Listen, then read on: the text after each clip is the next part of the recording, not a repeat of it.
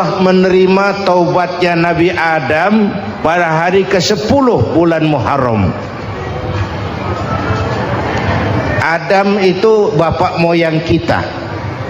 Dosanya satu, makan buah khuldi, dikeluarkan dari surga. Kita dosanya banyak, kepengen masuk, nggak nyambung. Hai Adam, dari tidak ada kamu saya adakan. Saya perintahkan tinggal di surga. Merasa sepi sendirian, saya ciptakan Siti Hawa supaya kamu tenang.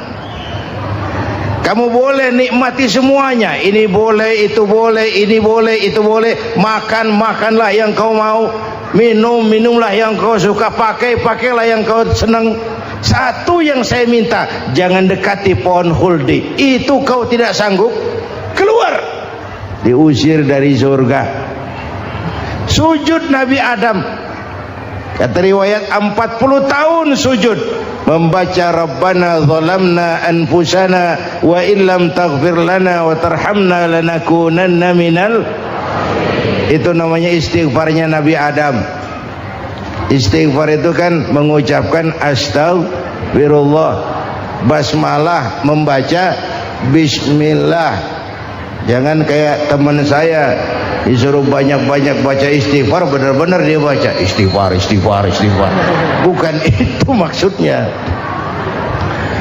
Nah, maka salah satu amalan yang sangat dianjurkan di bulan Muharram ini memperbanyak istighfar.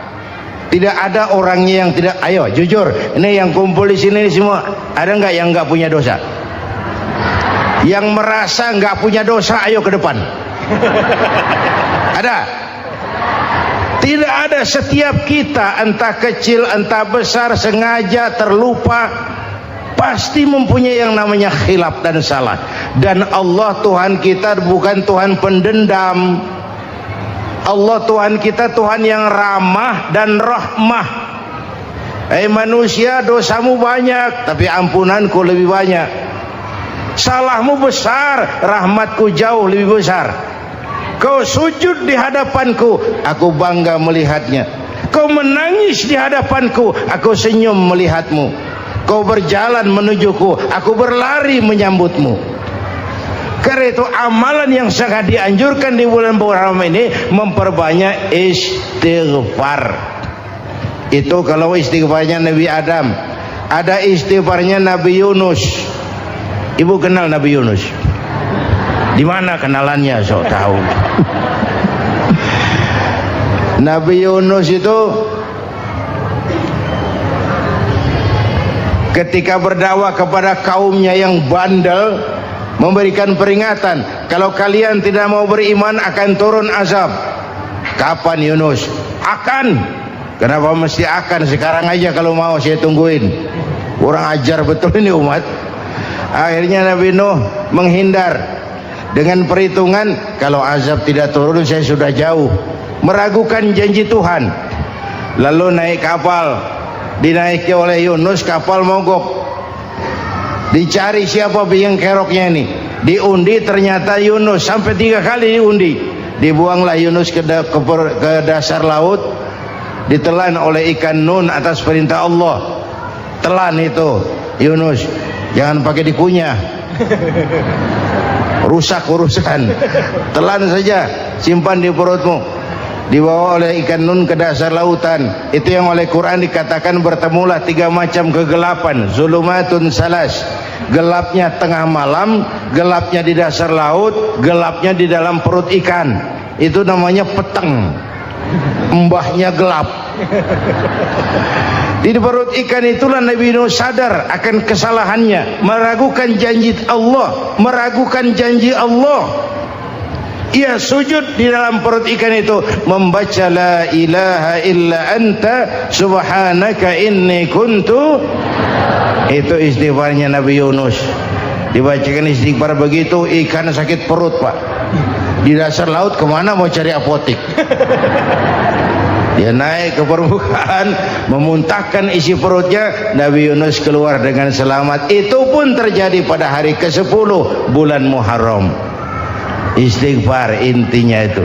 Itu amalan utama bulan Muharram, memperbanyak istighfar. Allah selamatkan Nabi Nuh dari bahtera banjir yang luar biasa 10 Muharram. Allah selamatkan Nabi Ibrahim dari pembakaran Raja Namrus 10 Muharram. Setelah Nabi Ibrahim itu menghancurkan berhala-berhala, Abrahat pulang mau ibadah, lihat Tuhannya berantakan, marah besar. Siapa yang menghancurkan Tuhan-Tuhan kita ini? Ada yang lapor, kami lihat Ibrahim. Tangkap. Belum ada bukti, tangkap dulu yang penting, bukti belakangan. Tangkap. Wah, dikerahkanlah aparat, tangkap Nabi Ibrahim, disidang langsung oleh Abrahat, oleh Namrus maksud saya. Ibrahim, kau yang menghancurkan berhala-berhala kami ini, Tuhan-Tuhan kami. Siapa bilang? Ada yang lapor. Saya dengar enggak semua berhala itu hancur. Ada yang paling besar, angkat tangan, saya lihat ada kampak di tangannya. Barangkali yang besar itu iseng tuh, yang kecil-kecil dikampakin. Tanya aja sama dia, kamu gila? Kenapa? Masa kami disuruh nanya berhala? Nggak bisa jawab. Nggak bisa jawab. Lah kenapa disembah? Lebih gila mana sih? Tahu nggak bisa jawab kenapa disembah? Kurang ajar kamu Ibrahim. Bakar. Dibakar. Ketika Ibrahim dilempar ke kobaran api yang menggunung, Allah perintah api, ya naru kuni bardan wa salaman ala Ibrahim. Hai api, dinginlah sampean. Api Madura waktu itu, Pak. Hai api, dinginlah sampean, selamatkan Ibrahim. Api tunduk kepada perintah Allah. Ibrahim masuk ke kobaran api, selembar rambut pun tidak terbakar. Kenapa? Apinya tunduk kepada perintah Allah. Kenapa? Karena Ibrahim orang yang takut kepada Allah. Api tunduk kepada perintah Allah. Kalau kita baca ayat itu, masuk ke api, mateng. Sudah hadirin yang saya muliakan, oleh karena itu selamatnya Ibrahim dari pembakaran Raja Namrud itu pun pada 10 Muharram, Yaumul Asyura, hari ke-10 dari bulan Muharram. Media. Bapak Ibu hadirin hadirat yang saya cintai, sebagian kecil tentang Nabi Adam, Nabi Ibrahim dan Nabi Yunus, tapi saya belum menceritakan tentang Nabi Nuh tadi. Mengulang kaji, Nabi Nuh salah seorang rasul yang masuk ulul azmi 5 besar, karena memang perjuangannya menggambarkan satu usaha yang ulet dan luar biasa. Beliau diberi umur 950 tahun, lalu berdakwah selama 900 tahun, sore, pagi, siang, malam, dapat pengikut tidak lebih 80 orang, rata-rata 10 tahun satu. Kalau saya minta berhenti aja jadi nabi, Pak. Ustadz mana masih mau buka pesantren 10 tahun buka pesantren, yang nyantri cuma satu. Pedagang mana yang masih mau dagang 10 tahun dagang, yang beli satu. Pimpinan partai mana yang masih mau kampanye 10 tahun buka partai, yang nyoblos satu. Bangkrut. Umatnya bandel, kurang ajar, durjana, bajingan, tengik. Umatnya Nabi Nuh ini kalau diceramahi, telinganya ditutup dengan tangannya.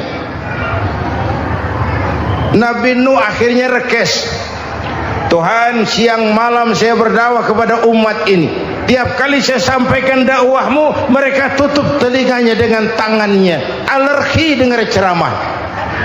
Apa itu ceramah? Non profit. Saudara-saudara, jadi mau kamu gimana, Nuh? Sudah Tuhan, habiskan saja orang kafir. Nanti kalau punya anak, anaknya pun kafir lagi. Lebih baik bapak moyangnya sikat habis. Biasanya kalau bapak kalong, anak kampret. Bapak nyolong, anak nyopet.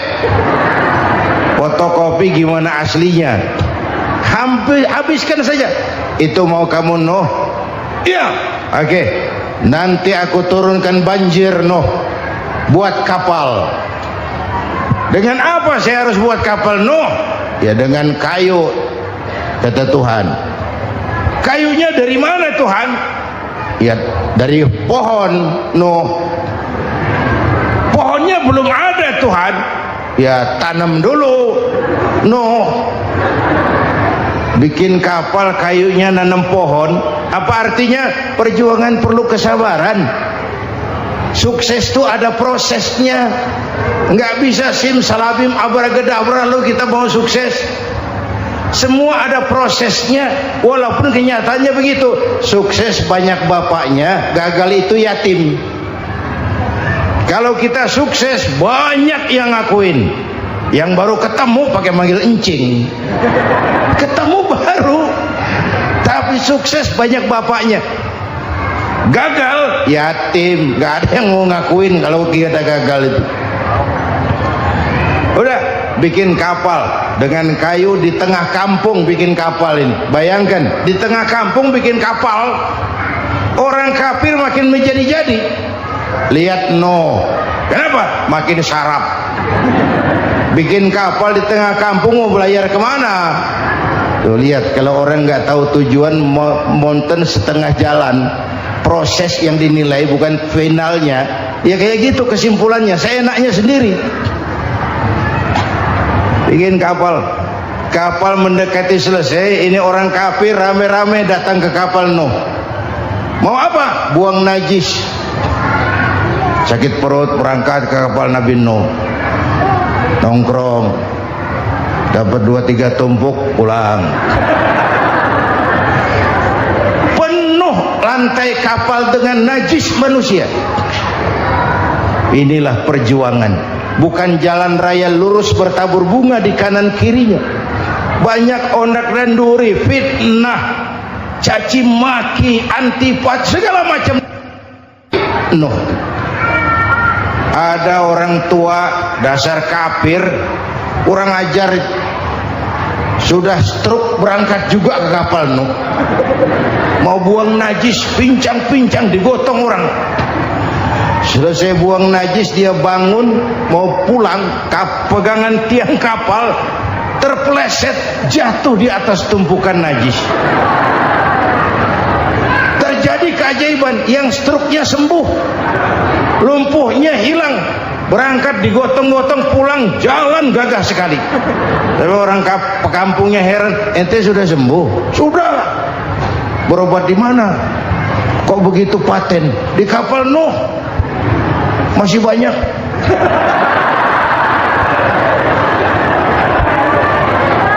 Yang berasa perlu obat bawa rantang.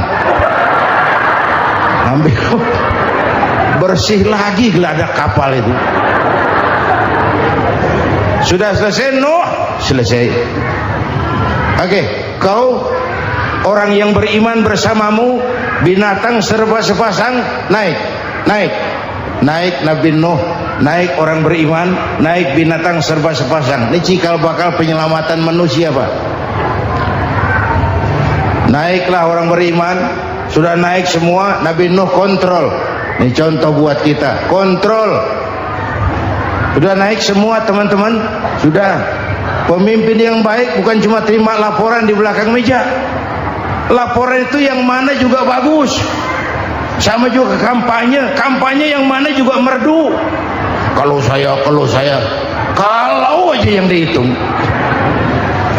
Pernah ada calon bupati kampanye janji, kalau saya berhasil kita akan banyak bangun jembatan di daerah kita. Saya tanya, Pak, nggak ada sungai di kampung kita, Pak. Dia bilang, sungainya kita bangun sekalian. Udah kadung janji, mana pula orang mau bangun sungai itu. Saudara-saudara, kontrol. Jangan cuma tunggu laporan di belakang meja. Semua laporan bagus. Ya Bu? Bu?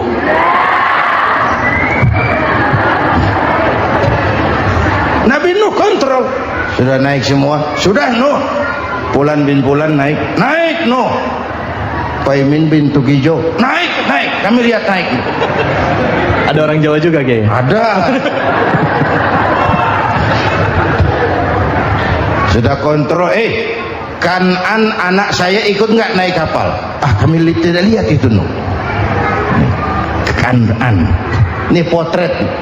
Bapaknya aktif ke masjid, ibunya rajin ke majelis taklim, anaknya keleleran kemana-mana. Bukan di sini, di Prancis. Udah di sini insya Allah sama.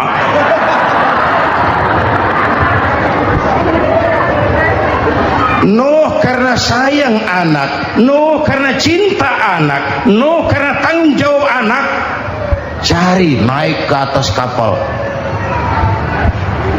Lihat Kanaan anak saya, nggak lihat Nuh.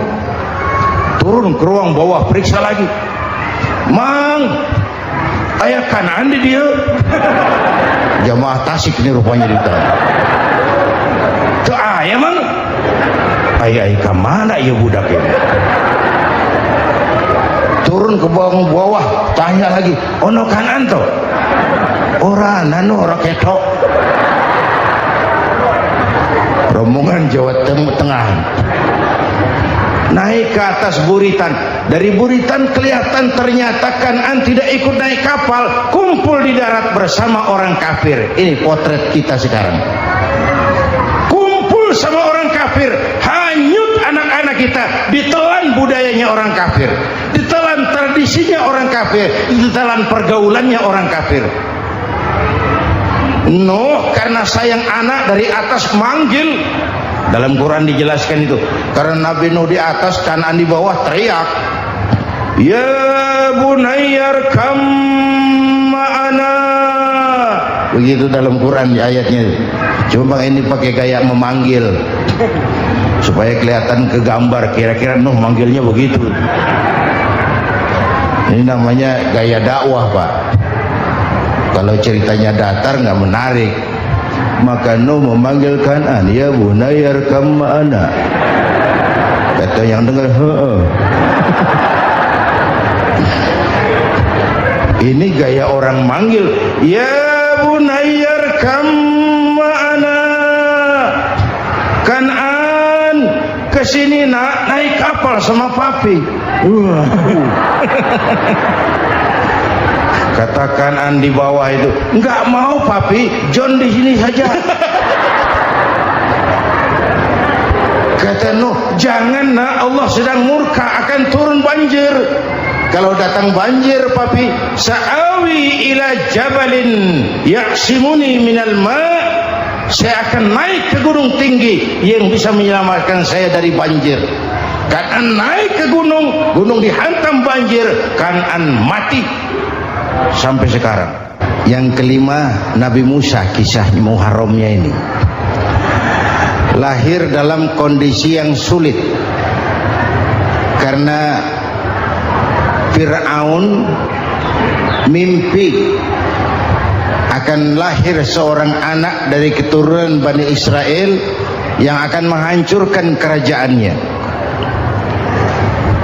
Kata Fir'aun, sudah lahir belum anaknya? Belum. Kalau gitu mulai malam ini laki-laki dilarang bergaul sama istrinya. Semua perempuan hamil di bawah pengawasan negara. Mulai hari ini kalau lahir anak laki-laki terutama Bani Israel, penggal. Satpol PP disiapkan. Udah ada kayaknya. Ada. Patroli. Bayangkan, Fir'aun itu bikin undang-undang seenaknya sendiri.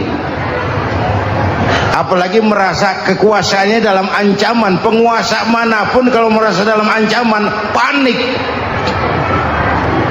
Padahal kekuasaan itu kayak harimau. Makin lama ditaiki, makin sulit turun. Kenapa? Karena macannya makin lapar. naik terus capek, turun dimakan harimau, serba sulit. Saudara-saudara, kalau kita mau belajar dari Pak Harto, saya melihat kekurangan Pak Harto cuma satu, terlambat berhenti.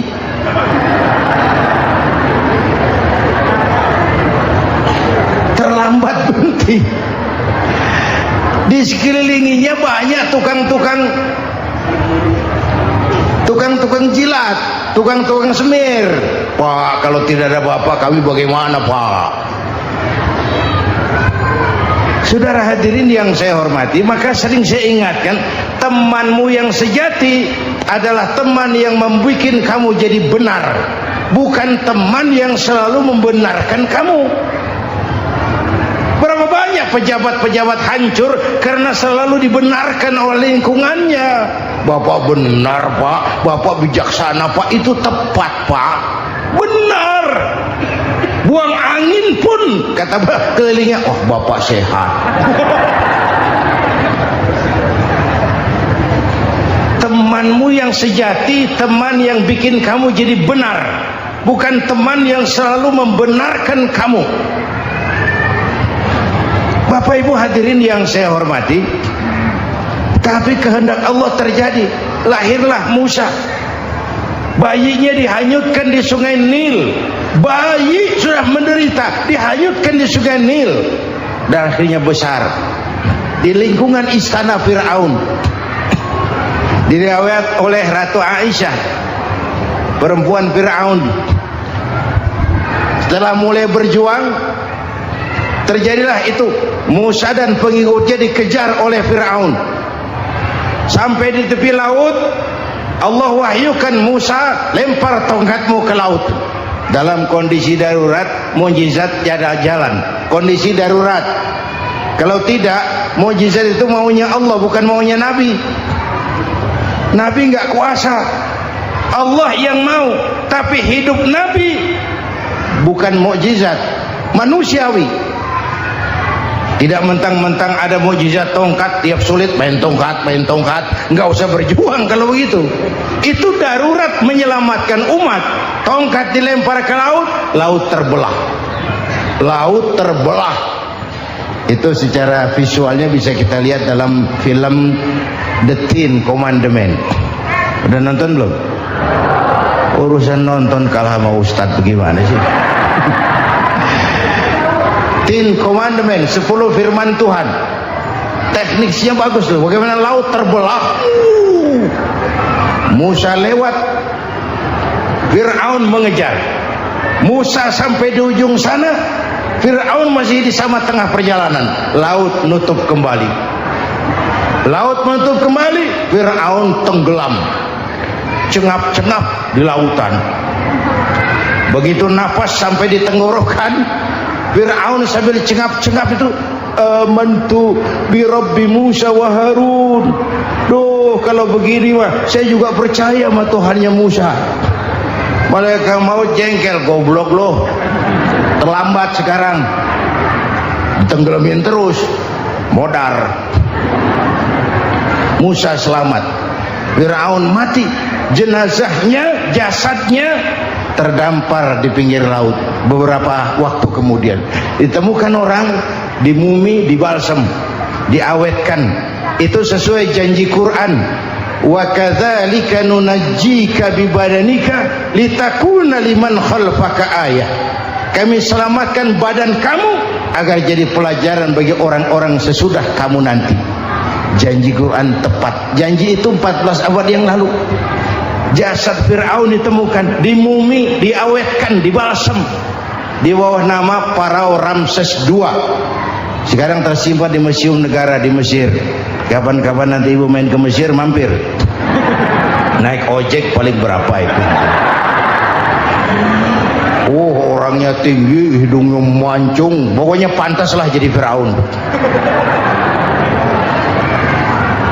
Selamatnya Musa di kejaran Firaun di ujung sana itu terjadi pada hari ke-10 bulan Muharram, yang oleh orang Nasrani diperingati dengan hari raya Paskah. Mereka melaksanakan puasa, mensyukuri nikmat keselamatan dari kejaran Fir'aun. Makanya kalau kita ikut puasa di bulan Muharram, bukan mengikuti syariatnya Nasrani, salah. Karena Nabi mengajarkan, itu sumbernya. Bukan ikutan sama ibadahnya Israel. Tapi memang agama ini kan merupakan mata rantai. Datang Rasul baru melengkapi Rasul sebelumnya, datang Rasul baru melengkapi Rasul sebelumnya. Mata rantai yang berkaitan. Setelah Muhammad selesai, selesailah tugas Nabi dan Rasul. Selesailah misi Nabi dan Rasul. Tidak ada Nabi lagi sesudah Nabi Muhammad. Itu harga mati, titik. Gak ada kompromi. Siapapun sekarang ini nggak datang ngaku jadi Nabi, wajib tidak percaya. Wajib tidak percaya.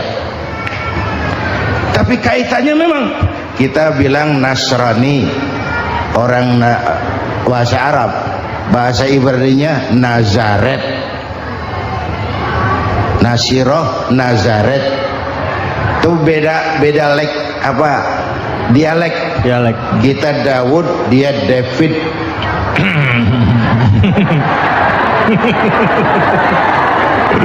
Ibrani. Kita Ali, dia Alek. Kita Sulaiman, dia Solomon. Kita Camat, dia Comot. ini yang ngomong ini comot semua. Media. Bapak dan Ibu jamaah yang saya cintai, pertanyaan pertama, hijrah qalbiyah. Ada hijrah badaniyah, hijrah fisik yang dilakukan Nabi dan sahabat dari Mekah ke Madinah. Itu hijrah badaniyah. Ada hijrah qalbiyah, hijrah hati. Dan ini yang kita perlukan sekarang. Karena refleksinya akan membias kepada alur kehidupan. Kalau hati kita mau berhijrah, fisik akan ngikuti. Hijrah dari tempat, dari malas ibadah menjadi rajin ibadah. Hijrah dari maksiat kepada yang ma'ruf, dari berpecah belah menjadi bersatu. Hijrah seperti itu yang sangat kita perlukan. Apalagi masyarakat ini paternalistik. Kita harus hijrah mental sekarang ini. Maka yang disampaikan tadi benar. Seorang ketua MK siap mengundurkan diri kalau terbukti anak buahnya terlibat suap. Itu walaupun siap, tapi sudah angin segar buat rakyat. Bahwa masih ada banyak insya Allah pejabat kita yang punya harga diri. Walaupun ada juga pejabat kita yang muka tembok, kulit badak, kuping kebo. Muka tembok, kulit badak, kuping kebo. Biasanya kalau kereta api tabrakan di negara-negara maju, Menteri Perhubungannya mundur. Di kita petugas palang pintu dipecat. Jauh sekali menteri sama petugas palang pintu. Yang benar-benar diadili yang krocok-krocok, kopral-kopral itu. Padahal hadisnya jelas, ar-rashi wal murtashi finnar. Yang nyuap dan yang nerima suap, dua-duanya neraka. Kasus potret belakangan ini, yang nerima suap, yang diuber, yang nyuap aman, yang nyuap aman, yang korupsi pajak dikecil-kecilin, yang ngemplang pajak aman. Padahal ngemplang pajaknya triliunan. Padahal dia sudah dikasih fasilitas oleh negara mengelola sumber daya alam negara yang artinya milik rakyat. Dia harus bayar pajak, uang pajaknya dikumpulkan bagi sebesar-besar kemakmuran rakyat. Itu tindakan merugikan rakyat. Karena itu betul, saya setuju, hijrah qalbi yang perlu kita lakukan sekarang. Hijrah hati. Kita ini bangsa Indonesia, nah, seperti timnas. Timnas sekarang anak-anak muda sudah berani pakai baju PSSI. Iya. Kenapa? Menang. Coba kalau kalah terus, nanti menang. Tapi bangsa Indonesia itu memang seperti timnas. Namanya kesebelasan. 11 orang. Walaupun ada pemain bintang, ya ada presiden, gubernur, menteri, itu bintang-bintang. Tapi bintang baru ada artinya kalau dibantu 10 pemain yang lain. Cristiano Ronaldo, siapa itu? Penyerang tengah Real Madrid, bintang. Lionel Messi, siapa lagi? Barcelona, bercelana.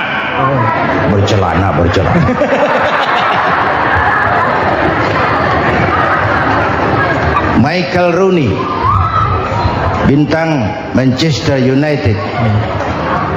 Ronaldo baru bintang, Messi baru bintang kalau ada 10 pemain yang lain. Bagaimanapun hebatnya Cristiano Ronaldo, kalau sendirian lawan satu kesebelasan, babak belur.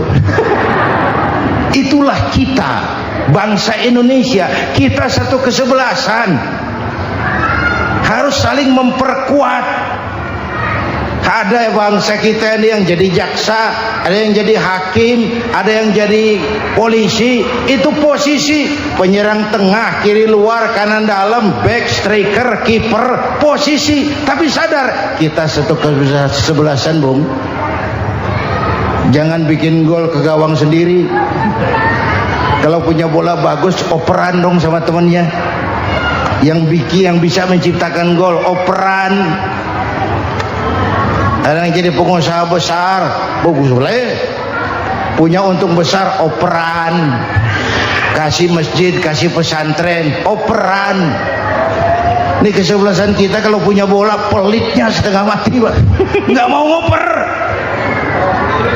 Bawa sendiri, mending bikin gol. Enggak. Kita ini satu kesebelasan. Satu sama lain harus saling memperkuat. Bahwa ada penyerang tengah, kiri, itu si posisi.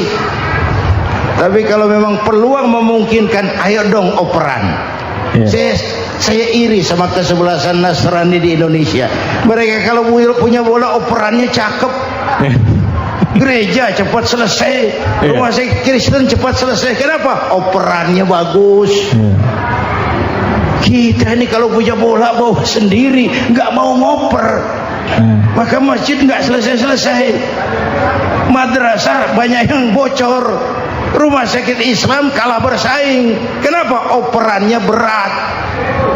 Ayo menyadari kita ini timnas, satu kesebelasan. Jangan menjegal kawan seiring, kawan sendiri dijegal. Sudah musuh terlalu kuat, gawang sendiri dijebol. Akhirnya terbalik kita ini. Ujian terberat telah diberikan Allah kepada para anbiya, kemudian para aulia, kemudian para ulama. Summal amsal fal amsal, ke bawah dan ke bawah, diuji setiap orang menurut kekuatannya berpegang kepada agama. Kalau karena anak Melayu bilang, kalau takut dengan ombak, jangan berumah di tepi pantai. Kalau takut diterjang ombak, jangan berumah di tepi pantai. Kata ibu tadi, mau jadi pohon tinggi harus berani ketiup angin. Makin tinggi pohonnya, makin keras anginnya. Takut angin, jangan jadi pohon tinggi, jadilah rumput. Nggak ditiup angin, tapi diinjak kebo. Apa yang nggak ada resikonya? Apa yang nggak ada resikonya? Semua nabi ada yang dihantam kekuasaan yang arogansi. Ibrahim berhadapan dengan Namrud. Musa berhadapan dengan Fir'aun. Ada yang diuji dengan berhadapan umat yang sangat kurang ajar. Ada yang diuji dengan gosip yang dahsyat. Nabi Yusuf digosipi sama Zulaikha itu. Nabi Yusuf Nabi Yusuf.